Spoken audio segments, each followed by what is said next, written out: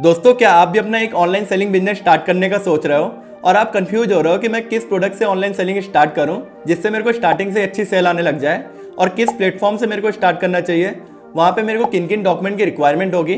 तो दोस्तों, ये वीडियो आपके लिए होने वाली है।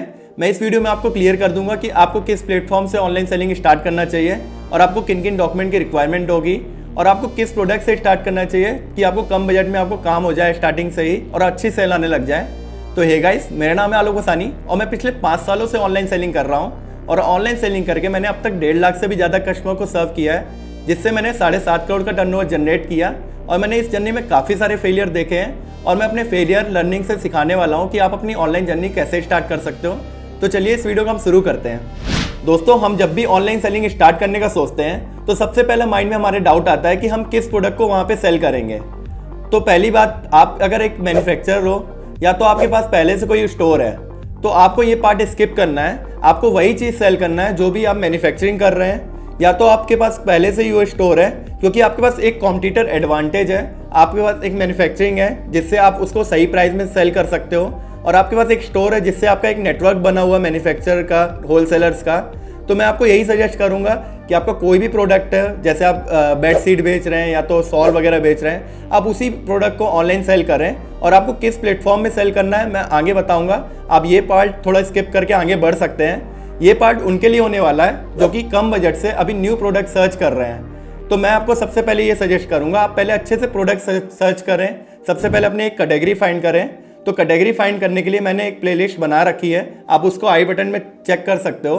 तो मैं शॉर्ट में आपको बता दे रहा हूँ कि आपको ऐसा प्रोडक्ट ढूंढना है ऑनलाइन सेलिंग करने के लिए नॉन फर्जाइल, जो टूट फूट ना हो। क्योंकि जब ऑनलाइन सेलिंग करते हो तो आप शिपिंग कंपनियों को अपना प्रोडक्ट देते हो, तो जब वो प्रोडक्ट जाता है तो कस्टमर के बाद तो कई बार क्या होता है, टूट जाता है। जैसे आप वॉच वगैरह बेचते हो तो उसमें क्या होता है कि उसके कांच वगैरह टूट सकता है। तो आप जब स्टार्ट कर रहे हो तो मैं यही सजेस्ट करूंगा, आप ऐसा प्रोडक्ट पकड़ो जिसमें आप टूटने फूटने के चांसेस कम हो।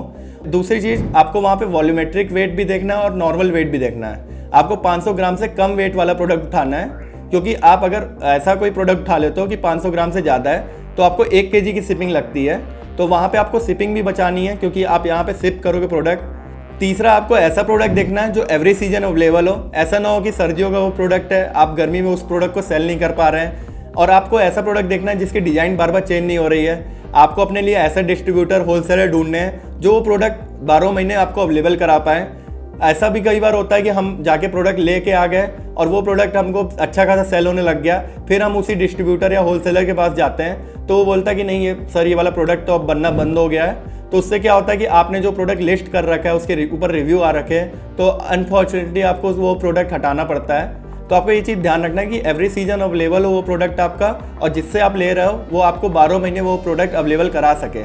चौथा, आपको एक चीज़ ध्यान रखना है कि आपको ऐसा प्रोडक्ट ढूंढना है जो आपके आसपास लोकेलिटी में अवेलेबल हो। आपसे ज़्यादा दूर होगा वो प्रोडक्ट, तो जैसे आपका ऑर्डर स्टॉक वगैरह होता है, आप ऑनलाइन सेलिंग करते हो तो आप उसको रीस्टॉक करने में आपको प्रॉब्लम आती है।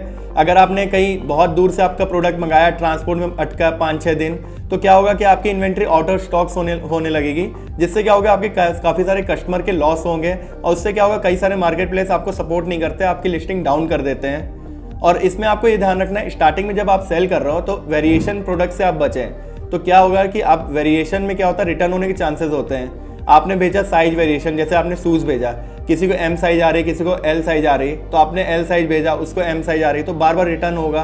तो उससे क्या होगा, आपका शिपिंग का लॉस होता है स्टार्टिंग में।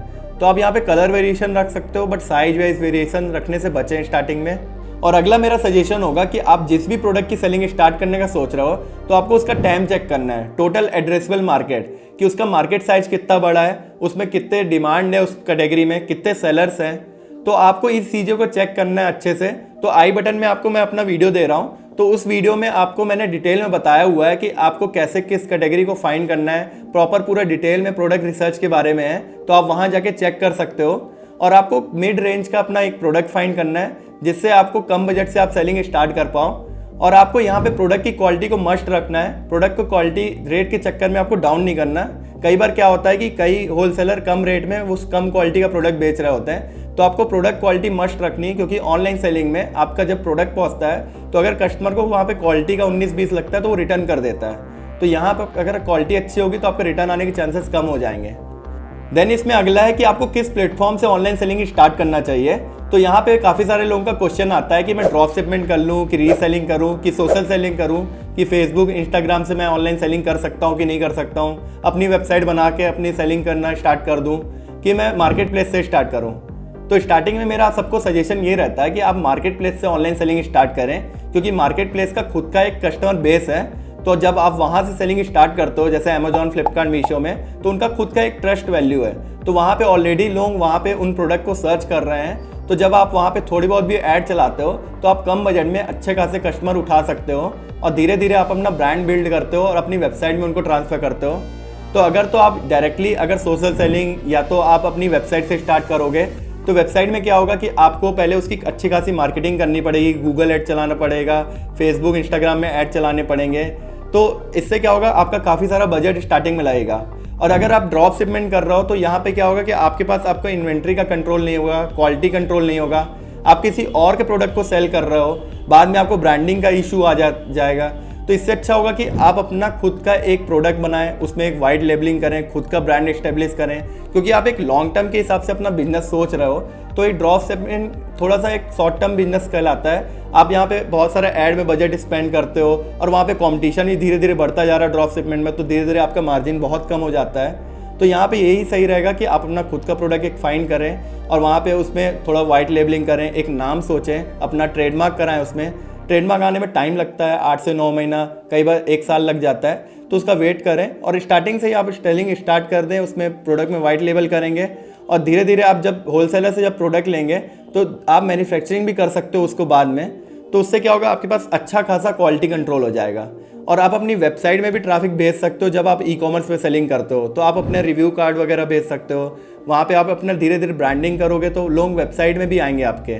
तो अगर आप वेबसाइट में डायरेक्टली सेल करते हो तो कोई भी आपको वेबसाइट से जानता नहीं है, सब अमेजॉन, फ्लिपकार्ट, मीशो के नाम से जानते हैं। तो आपको ढूंढने के लिए आपको पहले अपने लिए ऐड चलानी पड़ेगी।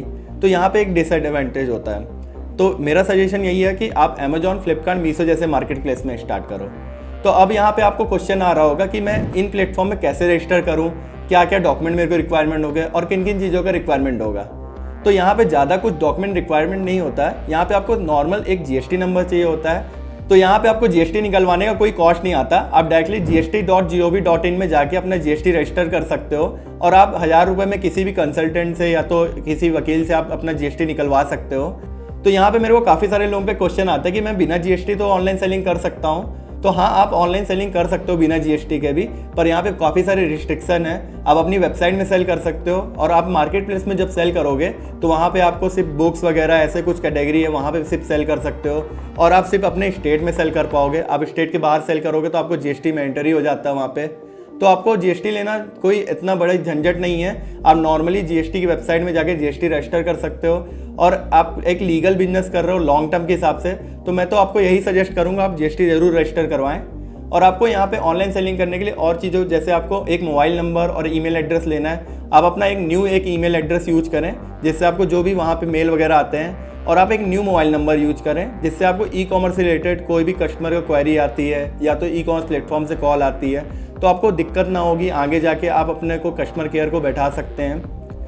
तो आपको मार्केट प्लेस में सेलिंग करने के लिए बहुत ही लिमिटेड चीज़ों की रिक्वायरमेंट होती है। आप यहाँ पे मोबाइल से भी स्टार्ट कर सकते हो, बट यहाँ पे मोबाइल में बहुत सारी चीज़ें प्रॉब्लम आती है आपको डेटा वगैरह डाउनलोड करने में। तो मैं आपको यही सजेस्ट करूँगा, अगर आप लॉन्ग टर्म बिजनेस के हिसाब से सोच रहे हो तो आप एक डेस्कटॉप लैपटॉप ले लो और वहाँ से आप स्टार्ट कर सकते हो। अब सेकेंड लैपटॉप लोगे तो 15 से 20 हज़ार तक का पड़ेगा और आप एक डेस्कटॉप बिल्ड करा दोगे i3 i5 में तो 15 से 20 हज़ार में आराम से बिल्ड हो जाता है। और आपको एक प्रिंटर चाहिए होगा, तो स्टार्टिंग में अगर आपके पास प्रिंटर नहीं है तो आसपास कैफ़े में जाके आप प्रिंट आउट निकाल लो जो भी आपको ऑर्डर आते हैं उसके, और आप नॉर्मल एक प्रिंटर सेकेंड लोगे तो 5 से 6 हज़ार का आ जाता है और फर्स्ट हैंड प्रिंटर 10 से 12 हज़ार के आते हैं। तो आप यहाँ से 20 से 25 हज़ार के इन्वेस्टमेंट से स्टार्ट कर सकते हो और आपको अपना प्रोडक्ट लाना है, उसका फोटो शूट करना है, उसको प्रॉपर लिस्ट करना है और आपको थोड़ा टाइम लगेगा, उसको नॉलेज एक्वायर करोगे और उसको प्रोडक्ट में आपको उसको SEO करने में तो टाइम लगेगा। तो आप काफ़ी सारे वीडियोस देखो यूट्यूब में जा जाके। आई होप आपके सभी डाउट क्लियर हो गए होंगे। अगर अब भी कोई डाउट है तो आप मुझको नीचे कमेंट करके पूछ सकते हैं और आप मेरे को डायरेक्टली इंस्टाग्राम में DM कर सकते हैं, वहाँ पे मैं आपको रिप्लाई करूँगा। और आपको अमेजॉन, फ्लिपकार्ट, मीशो जैसे मार्केट प्लेस के बारे में अगर सीखना है तो मेरी ये वाली प्लेलिस्ट फॉलो कर सकते हैं।